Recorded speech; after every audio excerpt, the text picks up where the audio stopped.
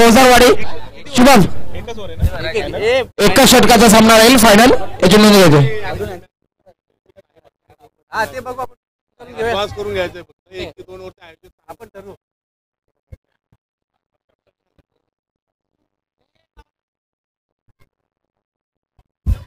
केला त्याचा अंतिम सामन्याचा फौजदारवाडी छापा परंतु फौजदारवाडीने क्षेत्ररक्षण स्वीकारलेल्या अंतिम सामन्यासाठी दोन्ही संघांना खूप साऱ्या शुभेच्छा असतील ओव्हर टू कमेंट्री बॉक्स 2 धावा धावून पूर्ण केला महेश त्या पहिल्या षटकासाठी व शेवटच्या षटकासाठी गोलंदाजी करण्यासाठी बीसीसी पायटा यजमान विपक्ष महाळुंगे यांच्यामध्ये चाललेला महत्वपूर्ण सामना कोण जिंकणार तिसऱ्या क्रमांकाचा मानकरी ठरणार हे थोड्याच वेळामध्ये आपल्याला पाहायला मिळेल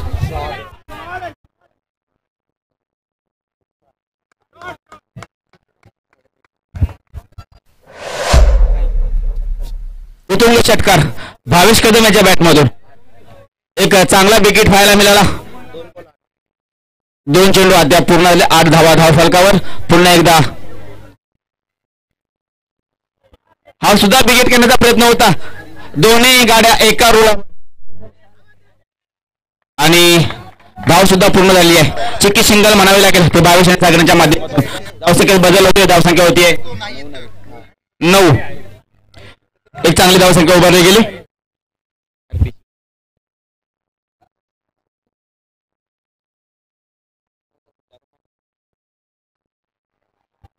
एक मोठा फटका पाहायला मिळाला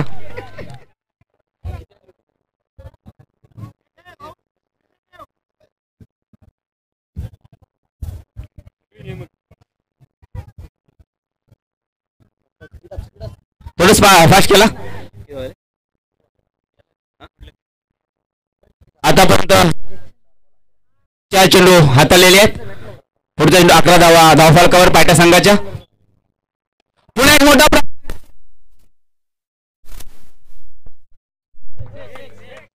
पंच करते दोन्ही हात आकाश आकारे येतोय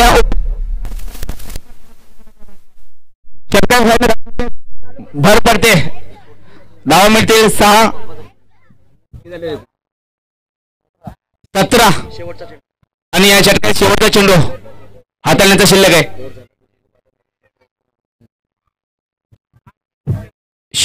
हा चेंडू झाल्याच्या नंतर लगेच पायटा संघाने मैदानामध्ये जायचं लगेचच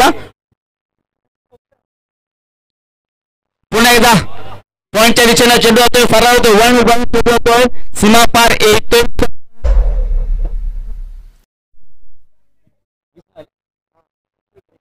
धावसंख्या होते 21 जिंकण्याचे 22 धावांचं आव्हान ठेवलंय चला पायटा संघ चला लगेच मैदानात म्हाळुंगे संघ आपले दोन्ही फलंदाज त्वरित मैदानामध्ये पाठवा लगेच गणेश चव्हाण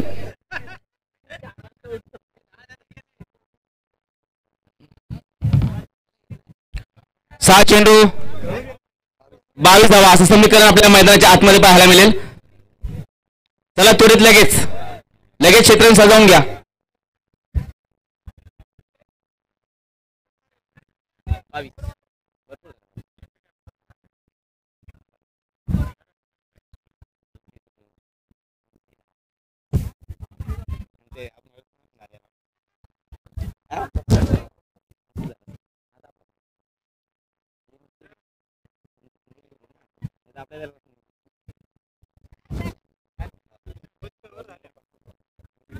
मिलिंद वैयक्तिक पहिल्या संघाचा पहिल्या षटक घेऊन धावणार आहे सामना करतोय चला दोन्ही फलंदाज राजेश आणि रोशन हे दोन्ही फलंदाज मैदानाच्या आतमध्ये पाठ मिळतील आपल्याला चला थोडी जरा फास्ट खेळायचंय यानंतर होणार सामना एक बिग बॅटल फौजदारवाडी विपक्ष भरवणात कापडे खुर्द या दोन संघादरम्यान होईल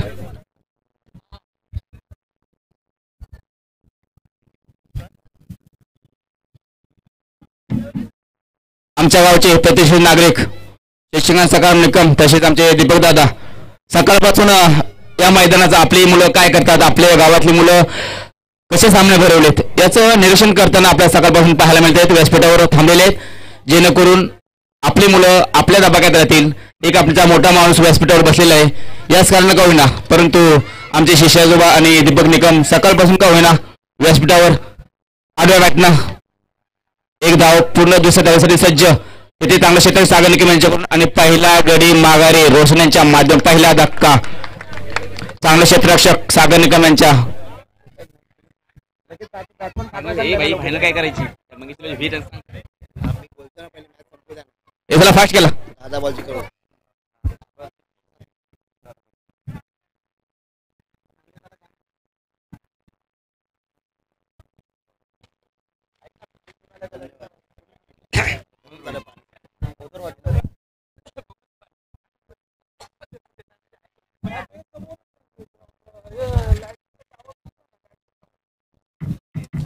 नवीन आले फलंदाज महेश. महेश बॅटची इनसाठी घेतली. पंच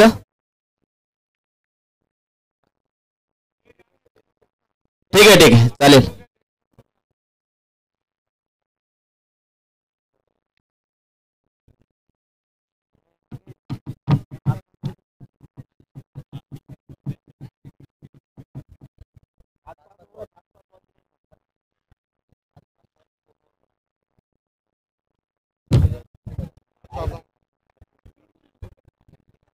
ते चांगलं क्षेत्रक्षमता झालंय आणि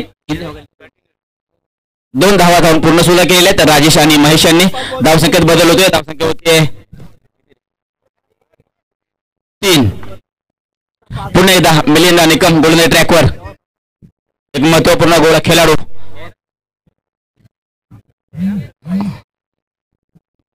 येथे धाव अर्जित केली नाहीये.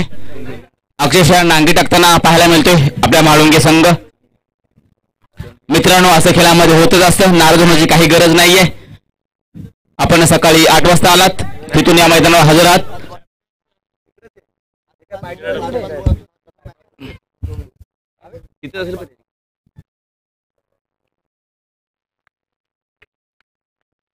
पुन्हा एकदा पॉईंटच्या दिशेने क्षेत्ररक्षक तैनात होता श्लोक निकम. त्याच्या हातातून जय सुटला गेला.